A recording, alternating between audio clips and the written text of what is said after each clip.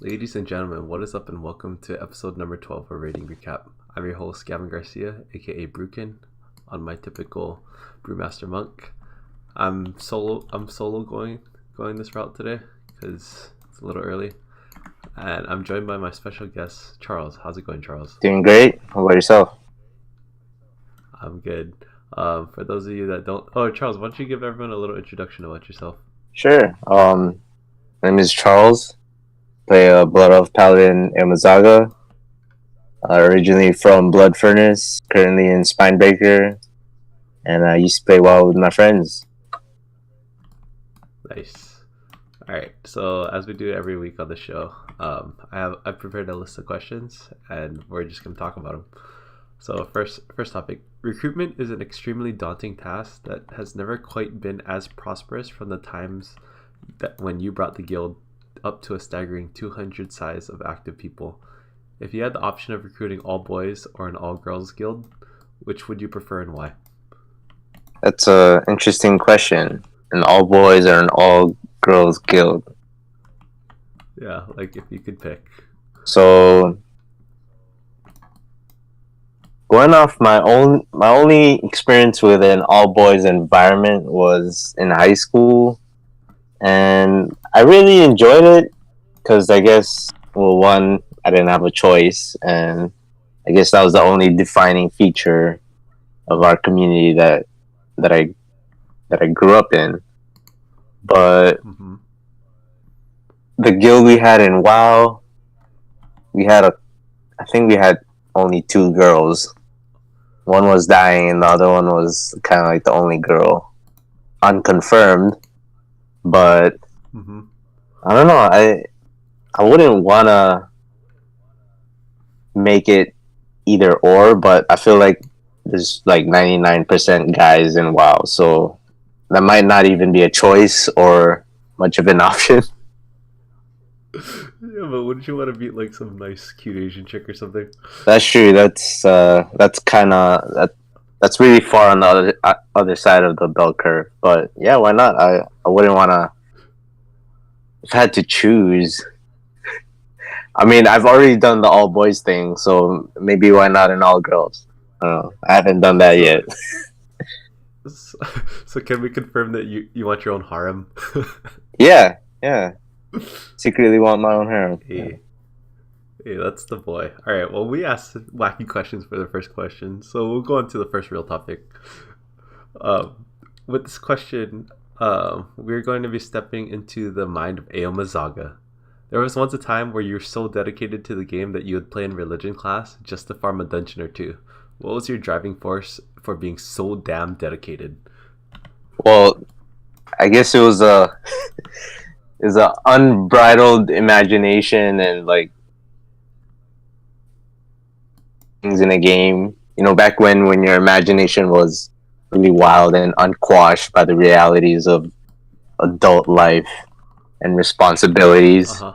And I guess high school for everybody is kind of a wild time as far as hormones and that kind of stuff. So it is definitely something that interested me, and it let me experiment with things that I thought I could do, and really, Whoa. you know what I mean? Like, oh, I can become this and that, and in a game, which is arguably easier to do than in real life. So I felt like that kind of helps boost your confidence, especially in a place devoid of any real kind of feedback. Usually, like you talk to girls in a high school environment, or you not get bullied or picked on, kind of stuff. Yeah. But I don't know if it's like a book on steroids. I was into books before, so like video games. I mean, I played Counter Strike, first person shooters, but like this was my first MMO RPG kind of thing, which I always thought was like super nerdy. But you know, don't knock it till you try it. I tried it and I was like, damn, this is next level shit. Damn. So you're all about the immersion then, basically, right? Like the fantasy of being in another game or being in another world, pretty Yeah, much. and I mean, in college, I went to Portland, and I wanted to do a lot of hiking and exploration, and I guess that's just kind of my thing, being able to explore and camp stuff and do things. And I think that just kind of matched naturally, and it's just an interest of mine, and being able to access it, at a drop of a hat, or within the comforts of your own home. I think that was really good appeal. That's super cool. Yeah, on my side, like my driving force for playing the game in high school was mainly just because I wanted to play video games. Like, I thought it was so fun to go into a dungeon or like go into a raid and just murder some bosses. Like, I never cared for the story. I never cared for the immersion factor. For sure. But I will say that as for this current expansion, the immersion factor of the game and like the community that I've sort of built around my friends and all that, it's pretty awesome. Yeah. Yeah, like the cutscenes are getting better. I feel like they're copying more of the A-list like console games and the bigger studios that, as far as the cutscenes go, it wasn't something that was a thing back in the day. Yeah. Where have you quested so far? Did you just start in Zuldazar, or did you go to I somewhere started in else? Zuldazar, so I really like to get into the story, so I try to do like a full clear of a zone. So I'm like, Yeah, no, that's what we all did too. I just graduated Zuldazar and I'm like 118, so Oh, just wait till, did you go to Nazmir yet? That storyline is super yeah, sick. I'm thinking about 2/3 of the way through Nazmir. Nice. All right, we'll move on to the next topic. When it was current tier, you successfully acquired the time lost Proto Drake mount. What was that journey like for you, and what advice do you have for other guildies who still strive to be like you and riding this glorious mount? Oh, the time lost project, man. I think it's unconfirmed, but I think you're the only one that has it, like, out of everyone Oh I yeah, know. yeah. I don't know, but yeah. So throwbacks. So Storm Peaks. That fateful day. Yes, back in was we're already on Spinebreaker, and it was a nice, cold, chilly day. Just doing my dailies. Passing by that place where I tamed Skull, that lightning wolf, on my hunter, and I was just doing my dailies, killing some giant worms, just enjoying the breeze. And back then I had Curse Client, and I had a rare radar, I think is what it was called. And then so just big letters on my screen, time lost project, and like I nearly fell off my flying mount and died. So I was like looking, swinging my camera everywhere, like where is it? And then I finally saw it, and I was like, man, that thing is kind of far. So I was kind of like tailing it a bit because I didn't want to try to pull it and die from falling to death. So it took about 20 seconds. We kind of flew close enough to a mountainside where I was like, all right, I think I can pull it, fall down, and not die. So I got close to it. I threw down my judgment. I fell about a good 10 meters, took off half of my life a bit. So then I started healing up when I hit the ground. I pulled it, and just as I killed it, it wasn't that hard. It was just rare. A bunch of alliance came by, and they saw that I killed it, and I guess they didn't want to have to figure out how to get off the side of the mountain, so they kind of left me alone. But man, I really wanted the time lost project. I've only seen it once, and that was actually, besides the Nether Drakes, that was my first Drake, I think, from the Wrath of the Lich King Wow. expansion. I was really close to getting the Red Drakes from the Red Dragonflight, but I hadn't completed that yet. That's why I was still doing my dailies.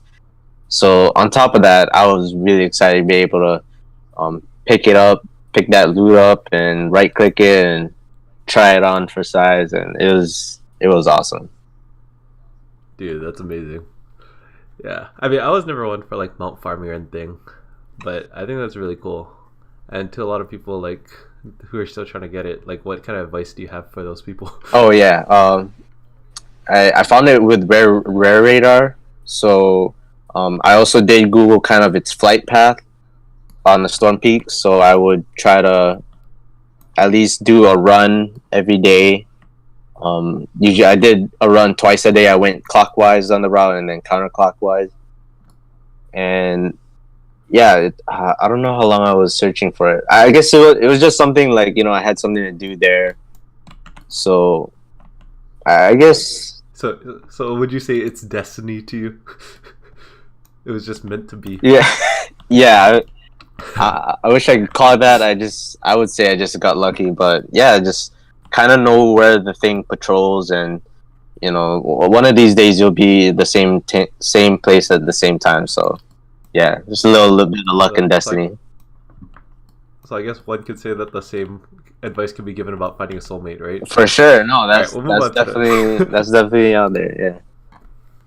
Alright, we'll move on to the next topic. I remember you as being a very economy-focused player, always grinding herbs or gems in order to keep the guild bank afloat and offering free guild repairs, flasks, potions, etc. In more ways than one, you were the bloodline that ensured the raid team was able to push without holding back. What was your auction house game? What about the auction house game do you enjoy? Well, the auction house, it's definitely a good thing because I couldn't farm everything that I needed that I wish I could get. So the auction house was a way to kind of like fill in the gaps of my inadequacy or just things that it's really hard for me to get on my own. But as far as, helping the guild along, it's just these little things that add up. Everybody wants to put their best foot forward. So, seeing your passion as raid 1, I definitely want to get the best players with the best gear and all the doodads and trinkets out there, so maximize your chances for success. And it's kind of like your driving force. I see you working so hard and trying to put raids together. It's the least I can do for the community and for everybody that's trying to progress. Oh, thanks, Charles. That means a lot. For sure. Yeah.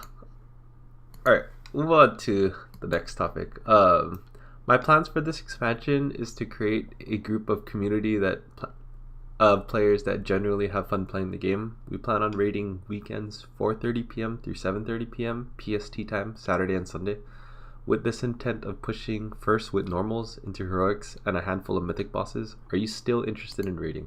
Definitely not. Earlier in the year when I wanted to get back, there was a lot of moves geographically and with work, so I bought like a 6-month game time, or however long that is. And oh man, I was just looking so forward to prep for BFA, but in the end I was like, man, I couldn't see a day on WoW at all. But things are settling down and those hours are definitely reasonable, and I can definitely do that. So hopefully when I cap and get ready, you can start seeing me out in the field doing some work. Sure, man, that's dope. Yeah, I mean, all of us are like really geared so we can carry you too and stuff. Oh man, that gets me kind of excited. All right, we'll move on to the next topic. Some people who haven't started playing yet have expressed that they feel they are too behind from the rest of the group. What advice do you have for these people? So that's definitely a problem back in the day when we didn't have these boosts. But as you should know, you buy the game like a fresh, like first time wild version. You'll basically get boosted up to like 10 levels behind cap.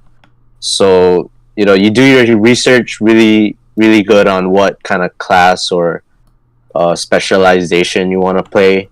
Watch a lot of YouTube videos, I guess. Ask your friends if you know any that's that kind of a class or spec. And then once you do say you're ready, get the game, build that one character class that you want and get boosted using the game freebie. And the hardest part, in my opinion, is learning the rotation, kind of getting the flow, because when I come back on playing, I still have those habits from like 10, 12 years ago. I know where my flash of light is, my bubble, and that's the kind of thing that you want to work towards, and that doesn't, especially with a new champ, it doesn't come naturally. So as with everybody, you'll have to work at a new specialization. But as far as starting over new, you'll miss a lot of things that people have done through the expansions. But if you got a good group, you got a bunch of friends that play, you should definitely just jump right into it. There's like packs where you only have to pay like $60 or something, and you get all the expansion packs. It's really advantageous for you now than coming in later. I totally agree. Like, I don't think that you need to be the best in order to play this game. And even if you're behind a week, 2 weeks, whatever, like, we mainly like hanging out with other people and hanging out with friends. So that's all we really want to do at the end of the day. Like, we're all geared enough. We're all adults, and we all understand, like, hey, there's time constraints. But at the end of the day, like, as long as you have fun with us, that's all. Sure, you just put your trust in the game, and it'll put you where you need to be, and then your friends will do the rest. Yeah, if you do your part, we'll do ours. Plus, gear's not even that hard to come across. Like, you could probably, like, Charles, as soon as you get max level, we could probably start running you in mythics already, and just gear you. Yeah, I don't even know what that means. Well, that's okay. You'll find out soon. I'm excited. All right. We'll move on to the very last topic. In college, you attempted a Twitch stream for a couple of weeks. Do you ever regret not building your platform, becoming Wait, I wrote this really bad. Do you ever regret not building a Twitch platform, looking now at what Twitch has become? If you had to grow a audience and scale it, what would that path look like to you? Man, that's a tough question. So yeah, from what I saw the couple weeks I streamed on Twitch, you got a bunch of people checking out new games. I originally thought that was a cool way, because I did used to post product reviews from Amazon. I was looking things up on Amazon, like for like a Rubbermaid box that I couldn't find any.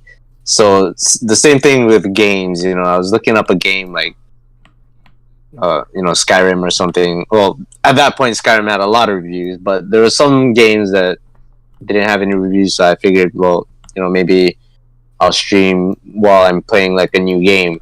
And there were some people that came in to take a look at my Subnautica streams, and that was fairly new back in the day. And there are a bunch of cool people, just trying to see what the game is. And a lot of people, everybody that I encountered on Twitch was pretty supportive, but I didn't know how to stream either. I just kind of like played the game and every now and then glance at chat and talk about it or something.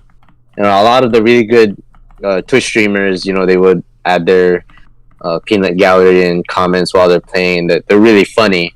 And I was kind of more like a chronic bitch face streamer, just like glaring at the screen and doing things, right? So that probably might not be a go-to factor for people who want to see content. But I mean, as far as the following goes, definitely have it takes a different type of personality than what I have, so it probably wouldn't have worked out for me. And it would have actually been a lot more effort than it's worth if I had tried to grow a following, especially on Twitch, because it's more of like a celebrity limelight kind of thing, versus that's where it's at now. Yeah, versus having like a gaming community. It's different. Is definitely different. That's cool. So if you had so let's say like you wanted to build an audience and scale it, how would you do that? How would I have done it? Let's see. Like, I mean, not with today's resources. You know how like Twitch and like video games are a lot more mainstream nowadays. Yeah, and like it's not that weird that people are like, "Wow, you sit in your room and you stream to a bunch of people that watch a camera with you." Yeah, I would probably try to. Yeah, and they pay me for it. I would probably try to. So the only way I know how I would do it would be to kind of get personal with people, just ask them how their day, open up with very generic, how's your day questions and stuff. And if they want to keep sharing, then definitely um, become more involved, and as more and more people join the community, kind of feel what your community is like. It's a weird thing because you know yourself as a person, and then the kind of community you attract, it might not be quite aligned, but knowing how your community is, I think is a good way to into. So if they're into like, I don't know, typical putting their names on a wall or something, or like providing them with what do you call it, emojis? I don't know what you call it nowadays on Twitch, but those kind of stuff are like, small little tricks. But as far as putting myself out there, telling people that you see in a game, like if I'm playing WoW or something, inviting your dungeon or guild instance group, come take a look at me, or if you don't think I'm total trash, come stop by. Dude, that's awesome. It sounds like your empathy level is like really high, and you have a good like you're really good at sympathizing with how other people think or like how other people feel. Well, I guess that goes in hand with if you're concerned with what people think about you, which sometimes is not a good thing. It's kind of double-edged sword there. Sure. All right. Well, that's it for the topics. At the end of the show, I usually let the guest or any of my other co-hosts like ask questions. So, do you have any questions that you'd like to ask? Sure. Yeah. So, what is your favorite expansion? I remember flying around and just randomly talking in general chat, and I told people that Lich King was my favorite expansion. So I was just curious to know what your favorite expansion is. Oh, well, for me, it's mainly the nostalgia factor, but pretty much Cataclysm. Like, even though, like, that was the most fun because we progressed in a way that was very unnatural. Like, I remember we used very unconventional strategies for all the bosses. Literally, for the first boss, everyone was 2-tanking it. We were the only group that one-tanked Really? it.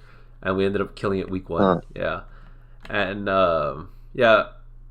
And I remember, like, the most fun parts was pretty much the interactions I had at Damien in high school with all the raid members.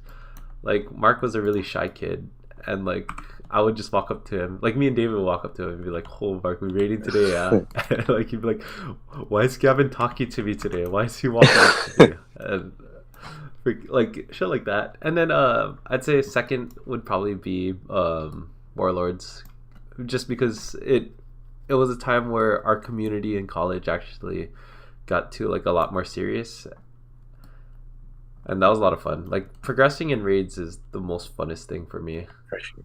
But yeah, those two expansions in particular always hold a special place in my heart. Yeah, Cataclysm was the second most favorite. But I don't know, just something about the snow. I like snow, that's why I'm up here. All right, you got any other questions?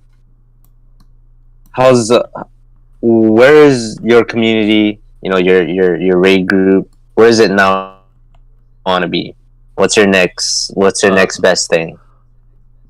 So, right now, the group. What sucks is that pre-raid setup is like super hard to group up, mainly because there's things called lockouts where some people are doing things where they don't get gear just because they have to help out another guildie, which sucks. I get it. So like what's next is on September 3rd or September 4th is going to be raid release day, and that's going to unlock a lot more avenues for gear. So like these special dungeons called Mythic Plus and the raids itself. So pretty much we're all just chilling until then.